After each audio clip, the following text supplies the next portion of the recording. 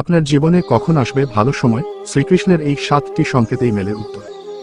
সময় বড় কঠিন, মানুষের পরীক্ষা নেয়। আজ যে রাজা, সময়ের নিয়মে কালিক সে ফকির, শ্রীকৃষ্ণ তার শ্রীমদ্ ভগবদ্ গীতায় সময় নিয়ে পরামর্শ দিয়েছেন। সেগুলি হল: 1. শ্রীকৃষ্ণ বলেছেন, একমাত্র সময়ই ঠিক করে দেয় মানুষের জীবনে সুখ আসবে না দুঃখ। জীবন কেমন কাটবে সেই সংকেত মানুষ তার কার্য থেকেই বুঝতে পারবেন। এমন ইঙ্গিত দিয়েছেন শ্রীকৃষ্ণ। লর্ড শ্রীকৃষ্ণা পশু পাখিদের থেকেও সেই সংকেত অনেক সময় পাওয়া যায়, কিন্তু অজ্ঞতার কারণে সেই সংকেতগুলো বোঝা হয়তো সম্ভব হয়নি। 2. শ্রীমদ্ভগবদ্গীতা অনুযায়ী একবার নারদ মুনি ভগবান বিষ্ণুর সঙ্গে দেখা করতে বৈকুণ্ঠধামে গিয়েছিলেন। সেখানে গিয়ে নারদ মুনি ভগবান বিষ্ণুকে জিজ্ঞাসা করেছিলেন, মানুষের জীবনে সুখ বা দুঃখের আগমনের ইঙ্গিত কি করে বোঝা যাবে?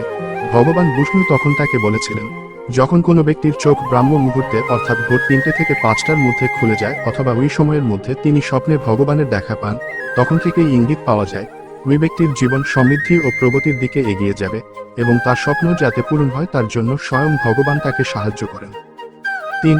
কোনো ব্যক্তি পুজো করার সময় ফুল দিলে যদি সেই ফুলটি মাটিতে পড়ে যায়, তখন বুঝতে হবে সেই ব্যক্তিকে ঈশ্বর আশীর্বাদ করছেন এবং এই ইঙ্গিত থেকেও বোঝা যায় যে শুভ সংবাদ আসন্ন।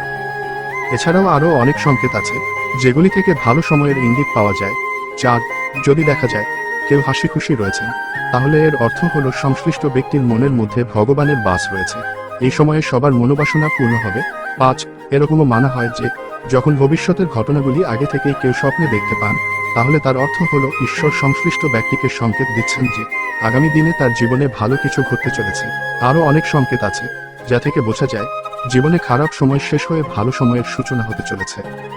6. ধন সম্পত্তি নিয়ে সমস্যায় ভুগছেন বহুদিন ধরে, কিভাবে এই সম্পর্কিত সমস্যার সমাপ্তি ঘটবে বুঝতে পারছেন না। কিভাবে বোঝা সম্ভব তা? যদি সকাল সকাল কোনো ব্যক্তি বা আত্মীয় স্বজন সংশ্লিষ্ট ব্যক্তির বাড়িতে এসে হঠাৎ পয়সা দিয়ে যান, তাহলে ধরে নিতে হবে সেই ব্যক্তির গৃহে মা লক্ষ্মীর আগমন হতে চলেছে।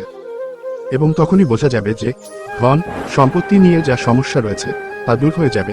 ভগবান শ্রীকৃষ্ণ ধন সম্পত্তি সম্পর্কিত সংকেতের বিষয়ে আরও বলেন, যদি কোনো ব্যক্তির খরচ খুব বেশি হয়, কোনোভাবেই তিনি পয়সা জমিয়ে রাখতে পারছেন না, সেই ব্যক্তি যদি দেখেন হঠাৎ করেই তিনি পয়সা জমাতে শুরু করেছেন, তাহলে বুঝতে হবে সেই ব্যক্তির ভালো সময় আসতে চলেছে।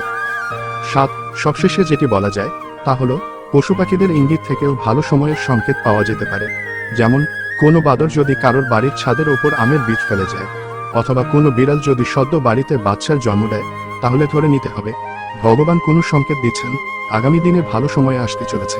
এই সংকেতগুলি যদি কেউ পান, তাহলে বুঝতে হবে খারাপ সময় কেটে ভালো সময় আসতে চলেছে। রাধে রাধে।